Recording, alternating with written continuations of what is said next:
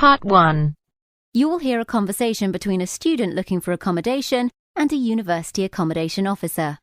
First, you have some time to look at questions 1 to 5.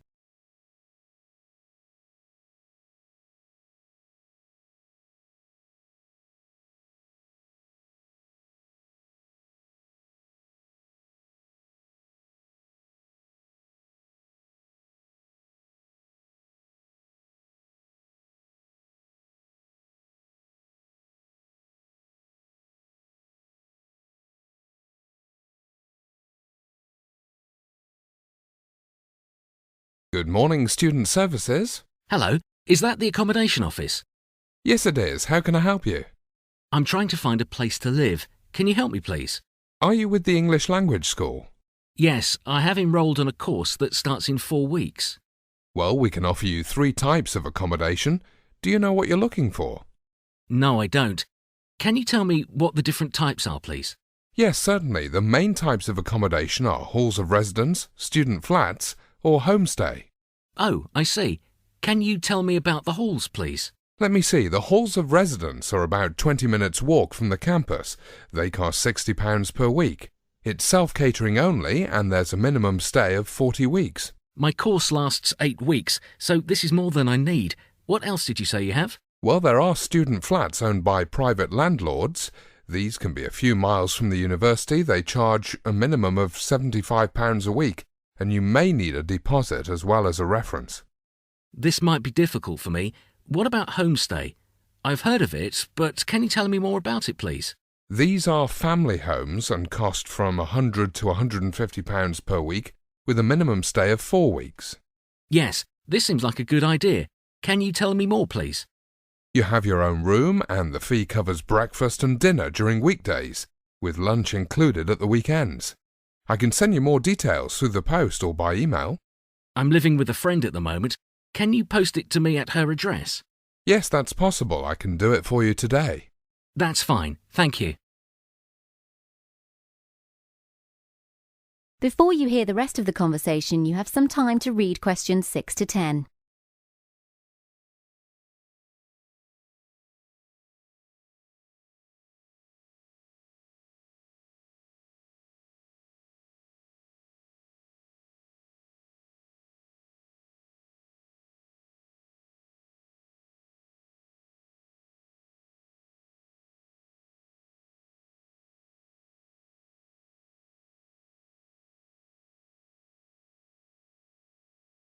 Before I send you the information, I need your address details and some personal information.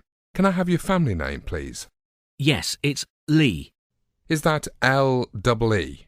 No, it's L-I. And your first name? It's Mike, spelt M-I-K-E. What nationality are you? I'm a British-born Chinese. OK, can I have your current address, please? Yes, it's 108 Archer Park, Middleton, Manchester. And the postcode, please? It's M24 7AB. And your telephone number? Yes, it's 0161 343 651. Now, there are 8 possible homestay providers near the English Language School, but they might not all be suitable. I need to check your preferences. Do you smoke? No, I don't. So I'd like a non-smoking home, please. Do you have a special diet? Are you vegetarian, for example? I eat meat, but not fish. And do you have any medical conditions? No, I have no health problems. What about family pets? Do you like cats and dogs? Well, I like cats, but not dogs. OK, there's just one more thing. Do you want a room with your own private bathroom? This might cost a little bit extra. I would prefer it as long as it's not too much more. Well, we have a couple of providers that are suitable for you. I'll post the information out today. Please contact this office as soon as you've made your decision. Otherwise, you might find that your room has been taken. OK, I'll do that. Thank you. Bye. That is the end of Part 1. You now have half a minute to check your answers.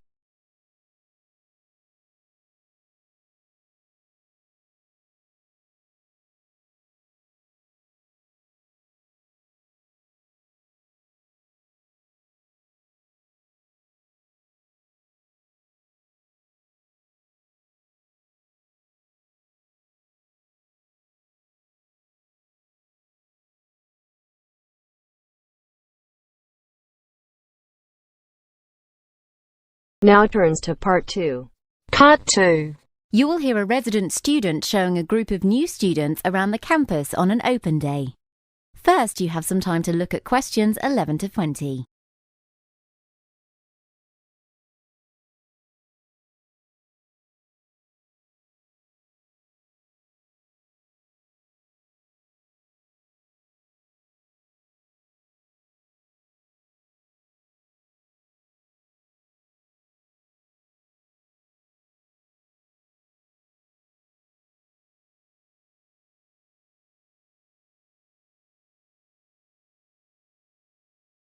Good morning, everyone, and thank you for attending today's Open Day at the International Student Centre, or ISC building. I'm John, one of the college's resident students. We'll be making a brief tour of the campus first. Please feel free to ask questions as we walk along, and I'll do my best to answer them.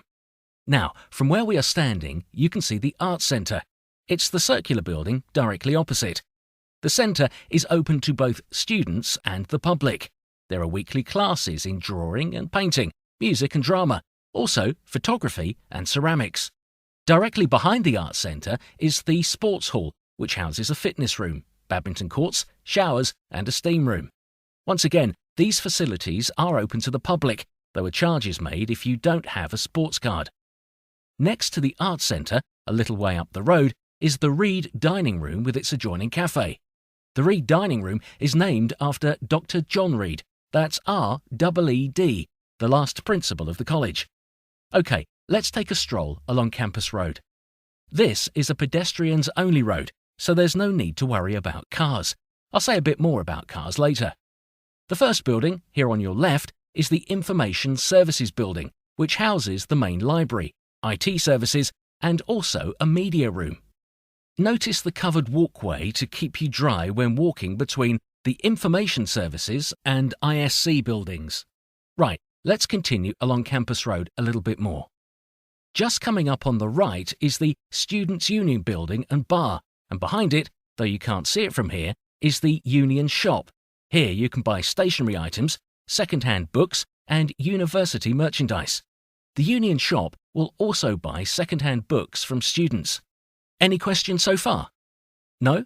Right, in that case, let's carry on. Now, please keep out of the cycle lane as we walk around the corner.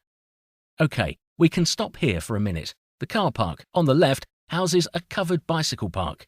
You can use the car park and the bicycle racks, but you do need a permit.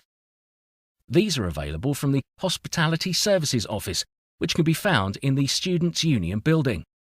There are a limited number of spaces, and permits are issued on a first-come, first-served basis. The access to the car park is from Campus Road on foot, but the entrance for cars is from North Road. For students arriving by bus, the nearest bus stop is in the North Road, just past the start of Campus Road. A bus stops here every 10 minutes between 8 o'clock and 9:30, Monday to Friday. Outside of these hours, a bus stops on North Road every 30 minutes between 10 o'clock and 6 p.m. Next, I'd just like to draw your attention to the Education Centre over to your right, opposite the bike shed. Most of your lectures will be held in the ISC building, but some will be delivered in the Education Centre. Behind the Education Centre, there are 2 halls of residence. These are both self-catering. Moore Hall is over to the left, but you can't see it from here. Oh, sorry, that's wrong. It's Hepworth Hall to the left. The hall was named after Barbara Hepworth, a contemporary of Moore. Hepworth is spelt H-E-P-W-O-R-T-H. Moore Hall is the building that sticks out on the right. It was named after the famous English artist and sculptor Sir Henry Moore. Moore is spelt M-O-O-R-E. Well, thank you for your attention this morning. We'll now return to the ISC building for refreshments, when I'll be happy to answer any questions you may have. That is the end of part 2. You now have half a minute to check your answers.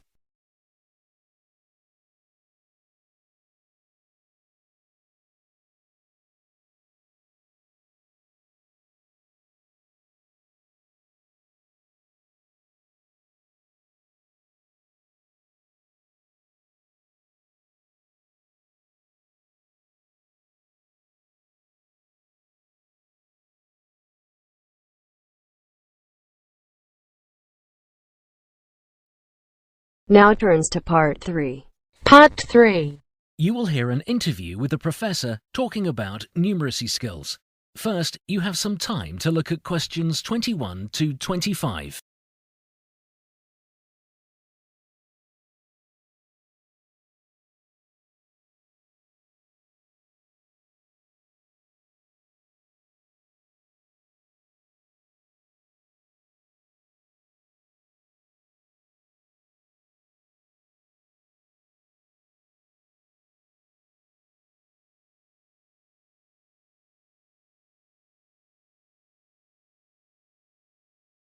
Good morning. We're pleased to welcome Professor Lewis Counter from the European Numeracy Centre, who has come here today to talk about Numeracy Week. Professor Counter, I'd like to start by asking, what is Numeracy Week and who is it aimed at? Is it mostly for young people or adults? Well, Numeracy Week is part of a strategy to improve mathematical skills throughout the European Union. It aims to raise awareness that improving your numeracy can be a rewarding experience for people of all ages, not just one particular age group. Oh, I see. And why are mathematical skills so important in today's society? A lack of numerical skill prevents people from applying for better paid jobs, or from retraining, or perhaps from entering higher education.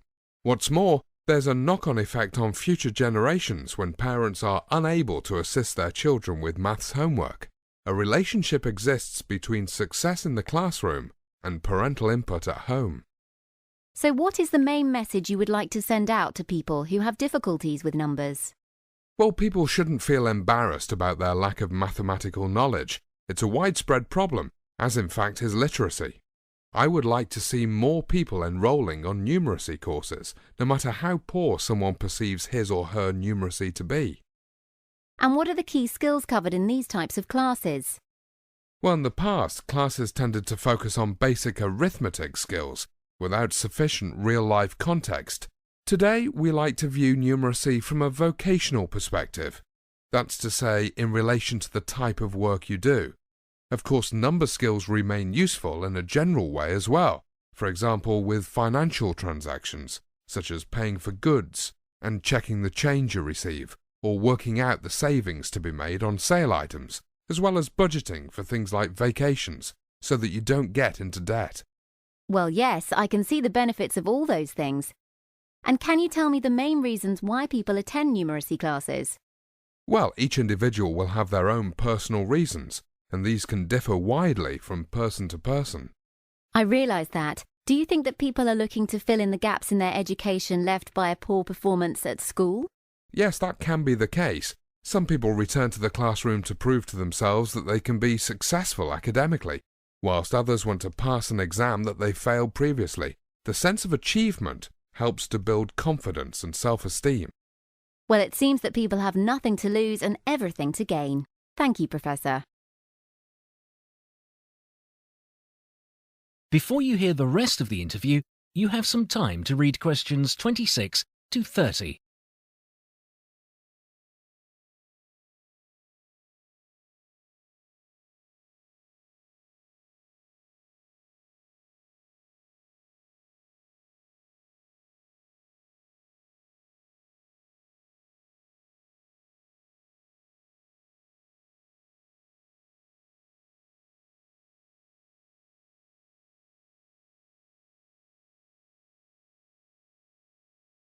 Did you catch that question, Professor? One of our listeners would like to know more about the numeracy curriculum.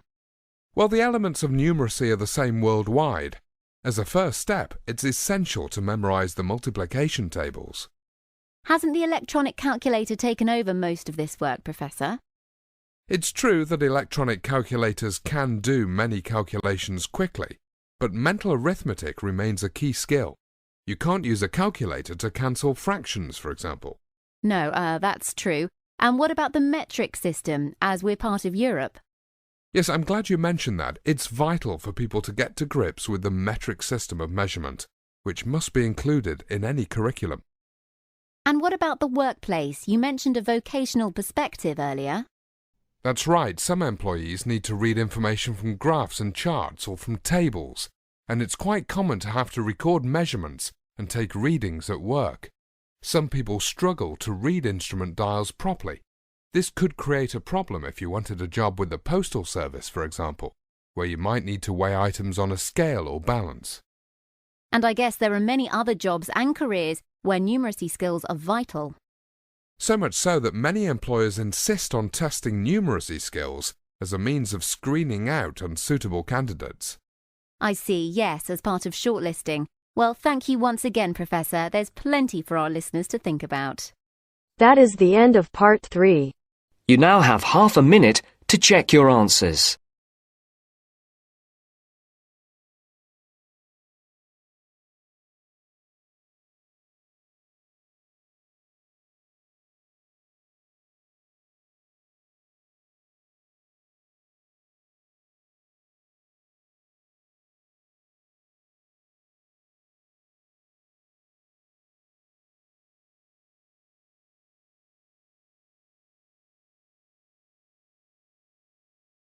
Now turns to part 4. Part 4. You will hear a climatologist talking about tropical storms and the hurricane naming system. First, you have some time to look at questions 31 to 40.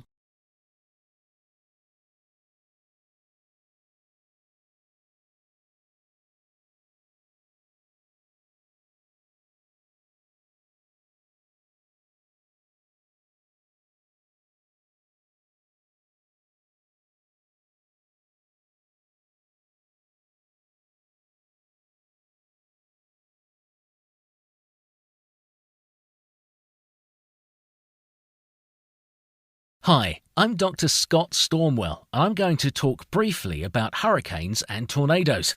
I'll be covering how and where they form. Then I'll move on to describe the hurricane naming system. By that, I mean the use of male and female first names, like Hurricane Calvin or Hurricane Julia. And whilst we're on the subject of names, I'll also be explaining the differences between names like cyclone, hurricane, typhoon, tornado, and twister. Some of these names are used interchangeably to refer to the same phenomena, which can lead to confusion.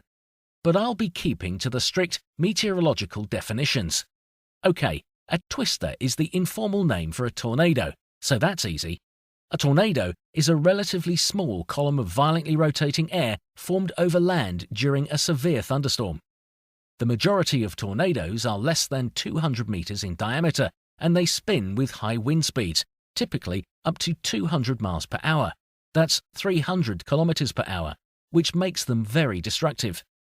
The tornado, or twister, forms inside thick storm clouds when warm air, rising from the ground, is forced to spin as it hits cold, fast-moving air from above. If the tornado forms over water, for example a lake or the sea, it becomes a waterspout. Tornadoes can form in any part of the world, but they occur most frequently over flat areas in America, typically in the central and southern states, reducing in number towards the eastern seaboard. The western half of America is rarely affected, so the worst affected states tend to be Kansas, Missouri, Iowa, and Kentucky, down to Texas, Mississippi, and Louisiana, but not exclusively these places. Right, let's move on to cyclones. These are massive, several hundred miles in diameter, sometimes over 1,000 kilometers. Cyclones form over warm seas, typically above 25 degrees C. As the warm, moist air from the ocean evaporates, it rises to create an area of low pressure beneath. This depression drags in the surrounding air, which then swirls in the same direction as the Earth rotates. Speeds are usually lower than those in tornadoes, but they can still build to 150 miles per hour or 240 kilometers, sufficient to wreak tremendous damage when the cyclone reaches land, where it eventually dies out. The center of the storm contains a calm region, the eye of the cyclone, which can be tens of kilometers wide. So what about hurricanes and typhoons? Well, this is straightforward. Cyclones, hurricanes, and typhoons describe the same type of cyclonic storm. However, the word cyclone tends to be used with storms that form below the equator of the Earth, whereas hurricanes and typhoons are cyclones that form above the equator. Typhoon is the favored term in Asia and hurricane in America. Right, I mentioned at the beginning of the talk that I'd be looking into the hurricane naming system, so that's what I'd like to do now. You've probably all heard names like Hurricane Katrina and Hurricane Andrew, because these hurricanes were two of America's largest natural disasters. But how did the naming system originate, and how were the names chosen? Before I go into this, I need to make a distinction between a tropical storm and a tropical cyclone or hurricane. A tropical storm is referred to as a hurricane when the storm achieves a sustained wind speed in excess of 40 miles per hour. That's 65 kilometers per hour.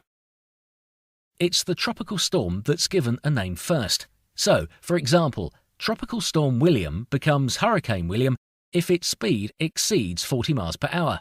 There's no Hurricane William if the tropical storm dissipates before it reaches 40 miles per hour. Now, in the early days of weather forecasting, by that I mean pre-1940, hurricanes weren't usually named. Forecasts simply referred to the storm in terms of its position, i.e., latitude and longitude. However, this became problematic as a means of tracking individual hurricanes, so the most severe hurricanes were given names, though not in any systematic way. Initially, names were chosen at random, or they might reflect the name of a place in the vicinity of the storm. The current official naming system originated in America in 1945 and was first applied to storms within the Western Pacific Ocean. Only female names were chosen until 1979, similar to the naming of boats and ships, after which time male and female names were alternated. Today, there are official lists of names for most of the world's oceans. In most cases, at least 20 names per ocean per year are made available. The names are placed in alphabetical order, so the first tropical storm of the season will start with the letter A, and the next storm will have a name starting with the letter B, and so on. Complete sets of names are drawn up to cover several years of storms, after which time the names can be recycled. One final thing, the names of Hurricane Katrina and Hurricane Andrew will never appear again. The name of any destructive hurricane is always retired from the list of names. That is the end of part 4. You now have half a minute to check your answers.